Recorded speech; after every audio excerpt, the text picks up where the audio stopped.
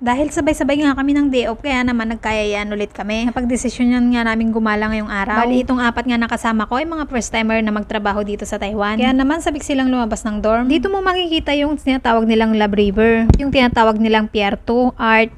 Habang naglalakad nga kami, napansin namin itong mga bulaklak ng mga to, mapakaganda. Sa aming paglalakad, may nakita kaming maliit na museum, kaya pinasok namin ito. Kaya ito yung makikita mo sa loob, may mga pagkain, mga teddy bear. Pwede kang bumili pag may nagustuhan ka. Meron ding nakadisplay ng mga ganito, iba't ibang design, kaya napakaganda. Hindi mo nga pwedeng hawakan dahil babasagin ito, baka mabasag pa. Kung may mga maliliit, syempre may mga malalaki rin. Ito naman yung mga design ng mga malalaking bear. Kalimutan ko na kung sino yung bear na to. Paki-comment naman kung anong pangalan niya. Ang gaganda nga ng mga design. Ito naman yung design niya parang damo. Ito naman nakasalakot siya, napaka-cute. Nung nagpunta nga kami dyan, napakaraming tao. Dinadaya talaga nila para makita lamang tong mga to. Nakakatuwa ngang tignan. Dahil mayroon silang bibi na nilagay sa gitna ng dagat. At dahil dito, naging tourist attraction na ito. Dito pwede ka ring sumakay